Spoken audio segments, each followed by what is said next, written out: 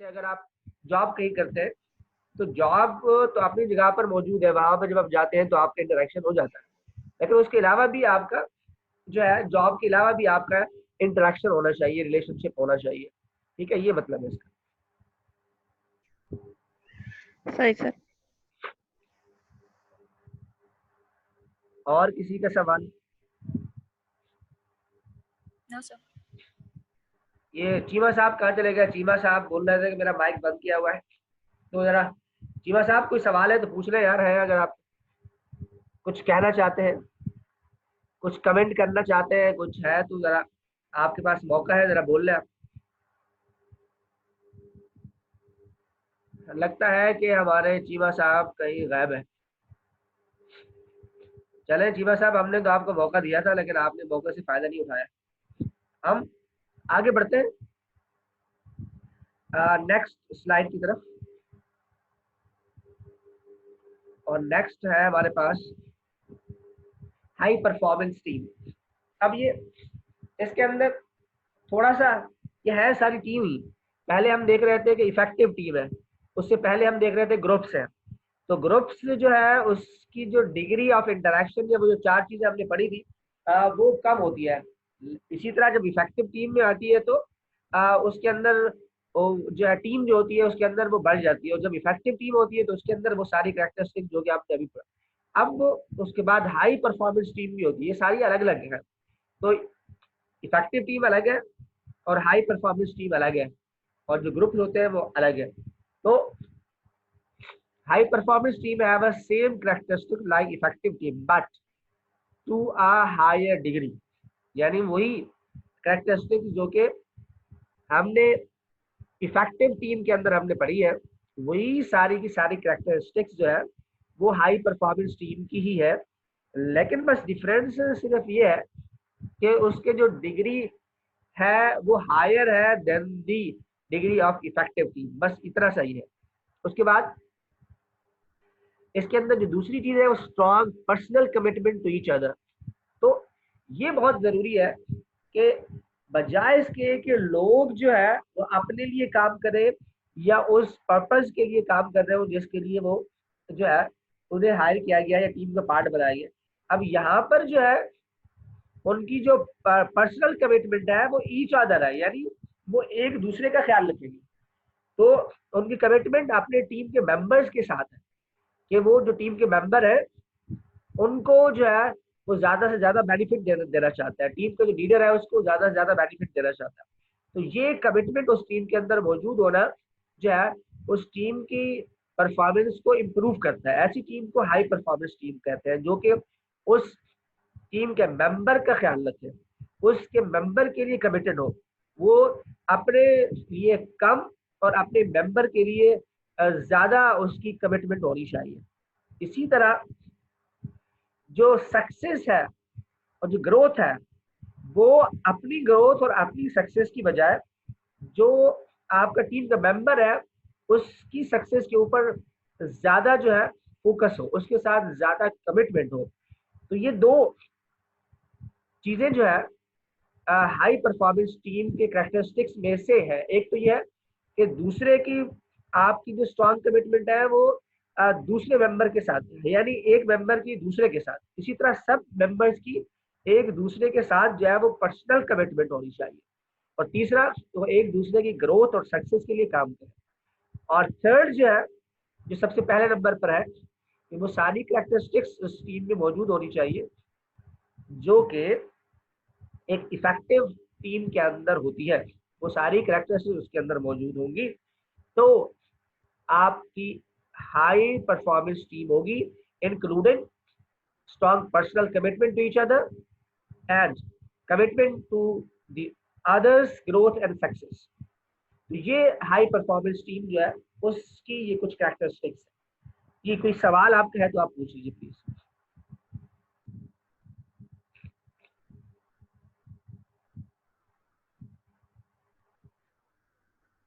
किसी का कोई सवाल हो तो please.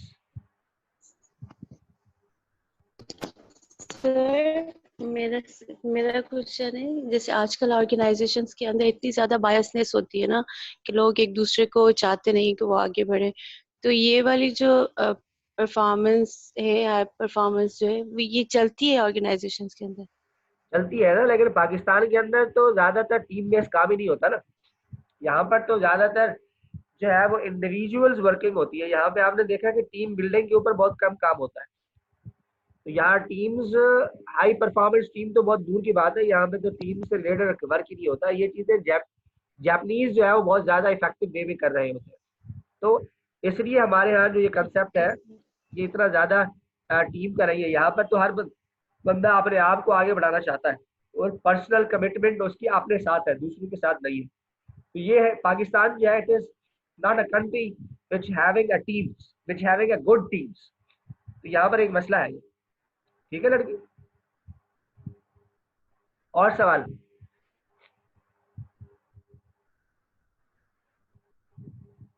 Any other question?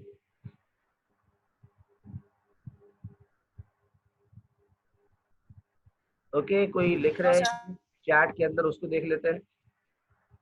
No question, no question, no question. ठीक है जी। तो किसी का क्वेश्चन अगर हो तो आप पूछ लें, नहीं तो मैं नेक्स्ट स्लाइड की तरफ बढ़ रहा हूँ। और नेक्स्ट स्लाइड है हमारे पास तानिया जतवी का सवाल है। इट मीन्स ये इम्प्लीमेंट नहीं होता ना ऑर्गेनाइजेशन के अंदर। होता है, बिल्कुल होता है। पाकिस्तान में भी ये होता है, लेकिन मेजोरिटी ऑफ द ऑर्गेनाइजेशन जो है वो उस तरह की टीम बिल्डिंग नहीं करती है जैसा कि जो है हम बात कर रहे हैं।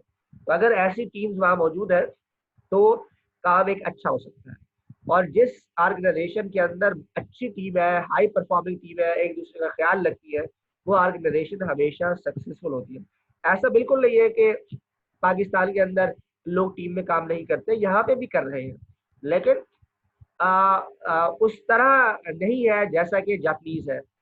तो वहां पर तो बाकायदा हर चीज है, पूरा सिस्टम उन्होंने, पे system, performance system, compensation system, training and development, पूरा सिस्टम जो है वो टीम बेस्ड ही बनाया हुआ है। तो इसलिए हमारे यहाँ जरा ये कंसेप्ट इतना ज्यादा जो है वो नहीं है। ओके जी।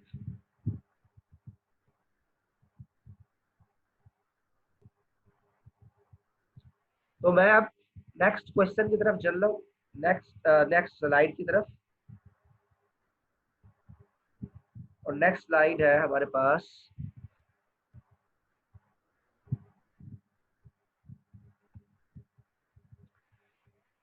ये है जी broad broad teams building intervention. अच्छा जी, जो ब्रॉड टीम्स होती हैं, जो बिल्ड टीम बिल्डिंग इंटरवेंशन होती है, वो क्या है? सबसे पहले तो ये फॉर्मल ग्रुप है, जो कि बताया गया है, शुरू में भी हमने देखा है इसको कि composed of bosses and subordinate. ये तो फॉर्मल ग्रुप्स होते हैं जो कि ट्रेडिशनली आप देखते हैं। स्पेशल ग्रुप्स होते हैं जो कि किसी स्पेशल टास्क के लिए बनाए जाते हैं, जैसा कि स्पेशल प्रोजेक्ट्स अगर कोई आए हैं तो उसके लिए बनाए जाते हैं। या क्रॉस फंक्शनल टीम जैसे है, कोई इशू आ गया तो उससे रिलेटेड बना दिया, या लॉन्ग टर्म के लिए बना दिया। ये तो कुछ स्पेशल जो है टीम्स है। उसके अलावा जो है team building intervention directed toward 4 main areas. तो टीम बिल्डिंग जब हो रही होती है तो उसके अंदर इन 4 चीजों पर ज्यादा फोकस होता है कि जो टीम है उसको जो है डेवलप किया जाए, उसे बिल्ड किया जाए। सबसे पहले कि वो अच्छे डायग्नोसिस करें, क्योंकि जब तक प्रॉब्लम आइडेंटिफिकेशन प्रॉपर नहीं होगी उस वक्त तक आप प्रॉपर सोल्यूशन नहीं दे सकते। तो जो टीम बिल्डिंग है उसकी जो ट्रेनिंग होनी चाहिए उसके ऊपर, वो मेनली डायग्नोसिस के ऊपर होनी चाहिए। फिर टास्क अकम्प्लिशमेंट के ऊपर होनी चाहिए कि टास्क को कैसे अकम्प्लिश किया जाए। टीम के आपस में रिलेशनशिप के ऊपर होनी चाहिए। ये बहुत जरूरी है कि टीम मेंबर्स जो है उनका रिलेशनशिप को कैसे बेहतर किया जा सकता है। तो ये टीम बिल्डिंग की बात हो रही है।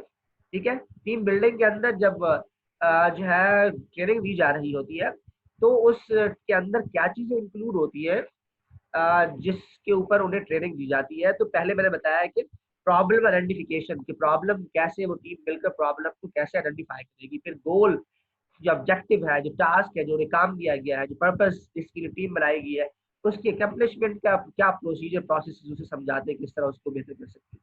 और उसके बाद बात यहाँ पे खत्म नहीं हो रही, फिर उसके बाद है उस टीम के रिलेशनशिप के ऊपर ट्रेनिंग होती है। तो इसकी रिलेशनशिप की ट्रेनिंग टीम बिल्डिंग के लिए आमतौर पर जो है जो लोग हैं उनको ये इन हाउस ट्रेनिंग नहीं हो होती है टीम बिल्डिंग की। आमतौर पर इस तरह की ट्रेनिंग के लिए नादरन एरियाज के लोगों को ले जाया जाता है, वहां पर जंगलों में ले जाकर या इस तरह के माहौल में उन्हें कोई टास्क देते हैं, फिर वो टीम मिलकर टास्क अकम्प्लिश करती है। तो इस तरह उनका रिलेशनशिप भी डेवलप होता है, टीम बिल्डिंग भी हो जाती है। तो ये जो टीम बिल्डिंग की ट्रेनिंग्स है, it is not within the जो है प्रेमिसेस या विद इन दी होम जो है ये नहीं हो सकती।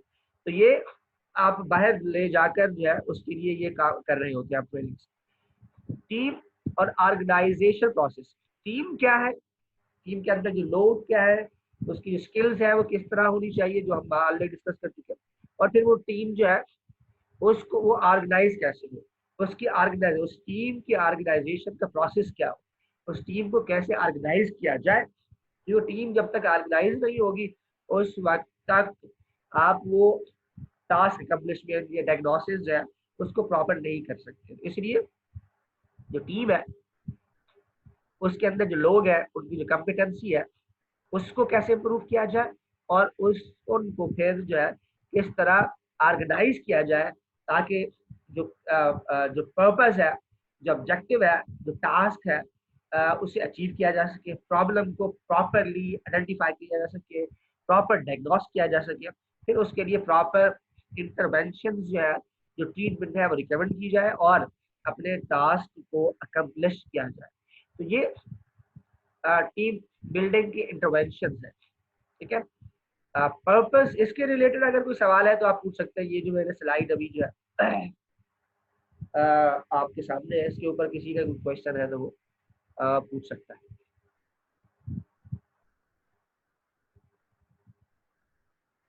ओके, किसी का कोई सवाल नहीं है, थोड़ा सा आगे बढ़ते हैं। पर्पस ऑफ टीम बिल्डिंग, तो पर्पस ऑफ टीम बिल्डिंग क्या होता है, टीम क्यों हम बिल्ड करते हैं? सबसे पहले to set goals and priorities.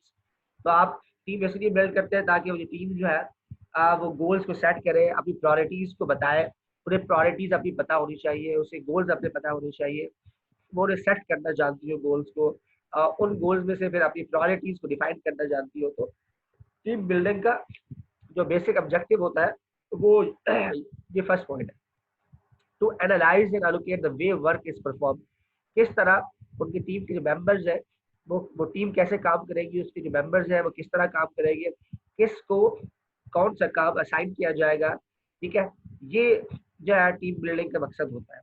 तो examine the way a group is working in its process.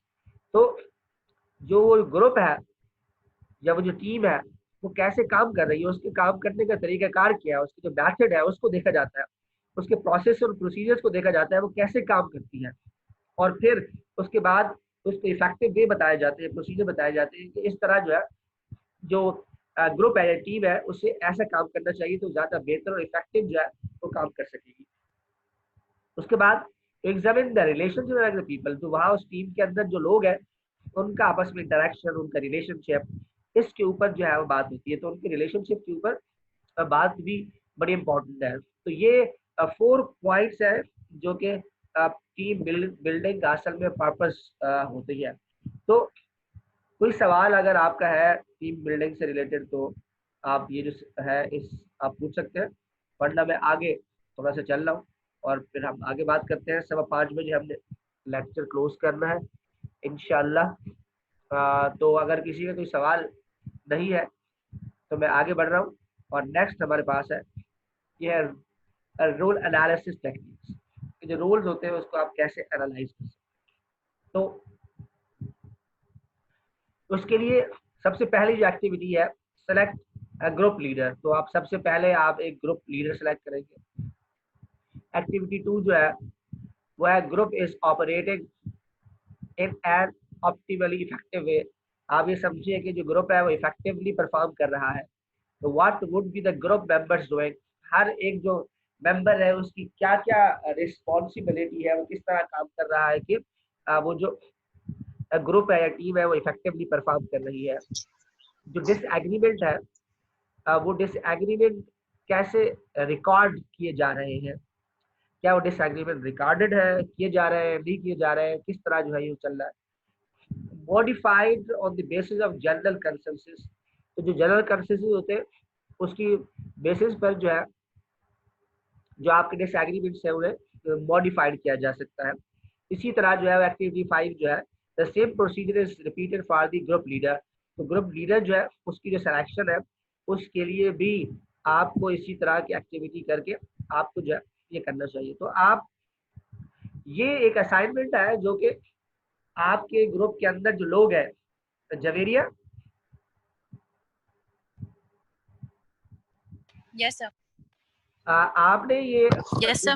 Google classroom के ऊपर ये असाइनमेंट रखना है, यही वाला असाइनमेंट सेम, कि वो जो ग्रुप मेंबर्स हैं वो ये सारी एक्टिविटी करेंगे। सबसे पहले जो ग्रुप बनाए हुए हैं ऑलरेडी, मैं उन ग्रुप की बात कर रहा हूँ, तो सबसे पहले वो अपने लीडर को सेलेक्ट करेंगे, तो वो ठीक है बताएंगे तरीकेकार कि उन्होंने जो लीडर को सेलेक्ट किया है उसका तरीकेकार क्या था। तो पूरा मेथोडोलॉजी बताएंगे किस तरह उन्होंने अपने लीडर को सेलेक्ट किया, क्या क्या उसके अंदर कैरेक्टरिस्टिक्स ऐसी देखी कि उन्होंने अपना उसको लीडर बनाया, ठीक है। और बाकी जो मेंबर्स थे उसके अंदर क्या ऐसी कैरेक्टरिस्टिक्स थी जिसकी वजह से उसको टीम मेंबर जो है वो नहीं बनाया गया, या टीम लीडर जो है वो नहीं बनाया गया, उसको वो मेंबर ज्यादा बेहतर परफॉर्म करेंगे इस वजह से उसे मेंबर बनाया गया। तो सबसे पहले तो टीम लीडर की सिलेक्शन का तरीकेकार, मेथोडोलॉजी, उसकी कॉम्पिटेंसी, ये सारी चीजें बताएंगे। दूसरा फिर जो एक्टिविटी है वो ये है कि वो ये बताएंगे कि उनकी जो टीम है, जो उन्हें प्रोजेक्ट असाइन किया गया है, वो जो प्रोजेक्ट है वो जो लोग कर रहे हैं वो प्रोजेक्ट जो है, अच्छा मुझे याद आ गया अभी, तो सब लोग जरा नोट कर ले, जवेरी आप नोट कर ले कि जो लोग, जिन लोगों ने विजिट नहीं कर सकते, वो नहीं जा सकते, तो वो लोग अपने असाइनमेंट्स यूट्यूब से जो है उन्होंने बनाने हैं। और यूट्यूब से जितने ग्रुप मेंबर हैं, हर एक ग्रुप मेंबर को जिस टॉपिक के ऊपर वो काम कर रहे हैं उसको 6 आवर्स की वीडियो देखनी है, उसकी समरी बनानी है। और इसी तरह दूसरा ग्रुप का लीडर भी 6 आवर्स की वीडियो देखेगा और समरी बनाएगा, और तीसरा भी।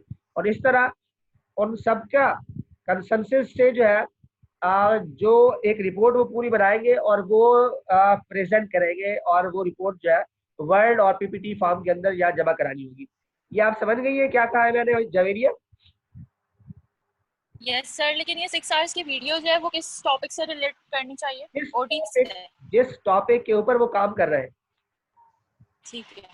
अगर तो दूसरा तरीका क्या है कि वो इंटरव्यू ले ले, जैसा कि आपने कहा कि आप ऑनलाइन इंटरव्यू दे चुकी है, तो जो लोग इंटरव्यू ले सकते हैं व्हाट्सएप के ऊपर, वो उसी सेम प्रोसीजर को फॉलो करें जो मैं पहले बता चुका हूँ। लेकिन जो लोग नहीं दे सकते, तो वो जितने ग्रुप के अंदर मेंबर है, अगर वो 2 मेंबर है तो 12 घंटे की वीडियो देखेंगे, और वो वीडियो के सारे लिंक भी शेयर करेंगे, और हर एक वीडियो की टाइमिंग जो है वो रिपोर्ट के आखिर में बताएंगे, उसका लिंक और उसकी टाइमिंग, ये वीडियो कितने आवर्स की थी या कितने मिनट्स की थी। तो टोटल जो आवर्स होने चाहिए वो 6 एक ईच मेंबर होने चाहिए। तो अगर 2 मेंबर है तो 12 घंटे की वीडियो देखनी है हर एक ने, और एक ने, इस तरह टोटल 12 घंटे की हो जाएगी। और अगर 3 मेंबर है तो उन्होंने 18 घंटे की वीडियो देखनी है, अगर 4 मेंबर है तो उन्होंने 24 घंटे की वीडियो देखनी है। तो इस तरह वो वीडियो देखकर अपनी रिपोर्ट को कंप्लीट करें। ठीक है जी? सर ये ज्यादा नहीं है? तो आप दूसरे की तरफ चले जाए जो आपको आसान लगे। दोनों आपके पास ऑप्शन है जो आपको तो ऑनलाइन कैसे किससे लें सर? पहले किसी से कांटेक्ट नहीं हुआ कि ऑनलाइन उनसे ले लेते?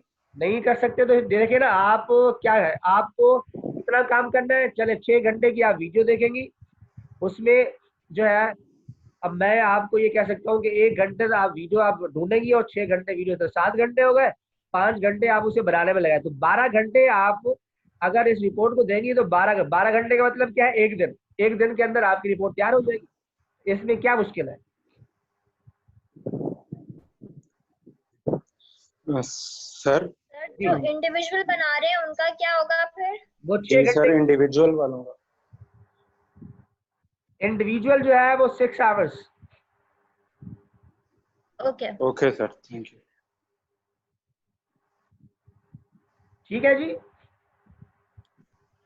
डन। Okay sir. आगे Yes, बढ़ते हैं, आगे बढ़ते हैं। अच्छा ये जवेरिया, ये वाला जो असाइनमेंट है ना, ये जो प्रोजेक्ट वाला है, ये इसको आप उसके ऊपर भी डाल दीजिएगा जरा, जो व्हाट्सएप ग्रुप है, और गूगल क्लास के ऊपर भी। ओके, उसके बाद Okay, ये असाइनमेंट की बात कर रहा हूँ, ये असाइनमेंट भी आपने डालना है कि ग्रुप जो है वो इफेक्टिव परफॉर्म कर रहे हैं, तो उसकी जो ग्रुप के मेंबर्स हैं वो क्या करते हैं, उनकी ड्यूटीज क्या है, किस तरह उन्होंने ड्यूटीज अपनी जो है वो डिवाइड की हुई है एक दूसरे के साथ।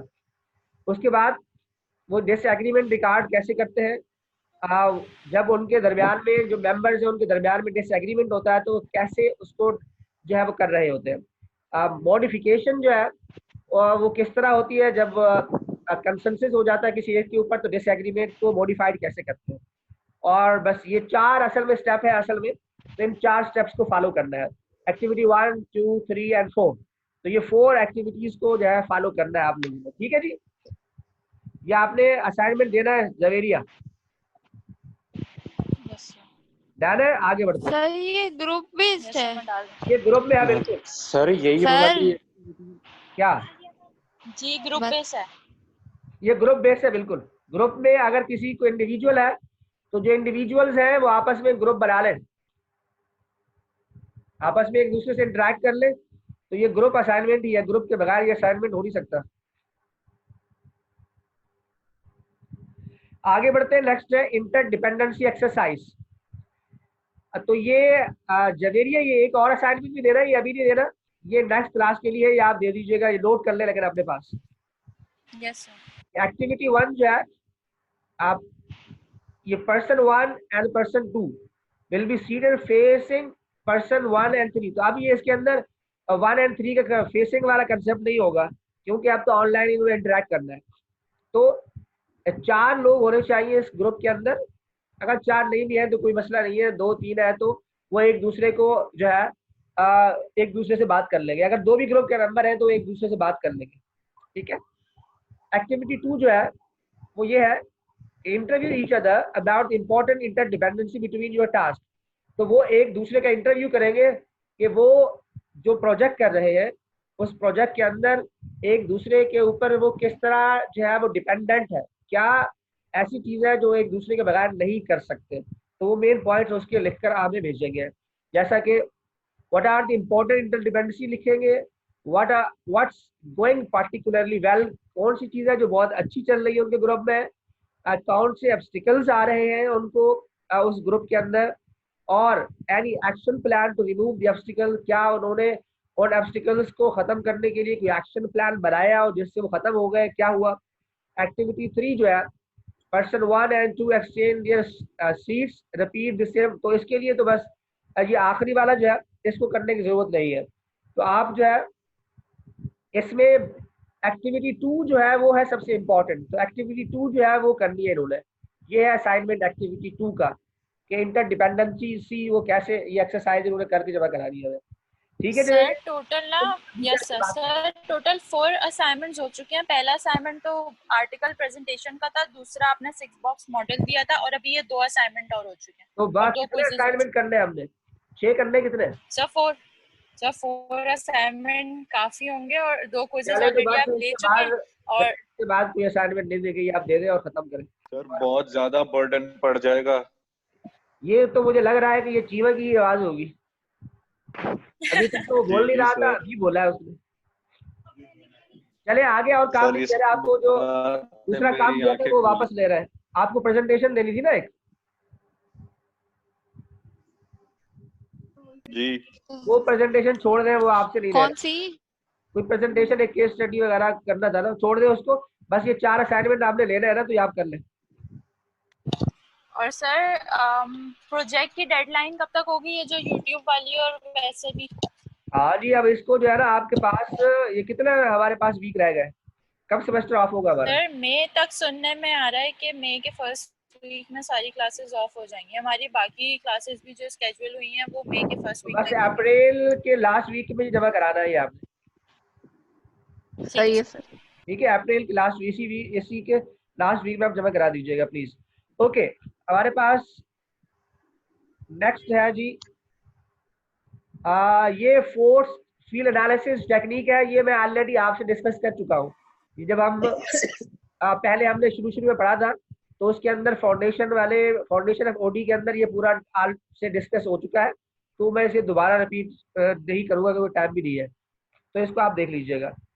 ये फाइनल जो है ये जो है वो आइंस्टाइन है, ये कह रहा है जी, क्या कह रहा है ये नजर आ रहा है आपको? Anyone who has never made a mistake has never tried new thing। ठीक है, तो ऐसा बंदा जो मिस्टेक नहीं करता कहता है मुझसे मिस्टेक नहीं होती है, इसका मतलब यह है कि वो कोई भी नई चीज नहीं सोचता या नहीं करता। ठीक है जी, तो इन्हीं अल्फाज के साथ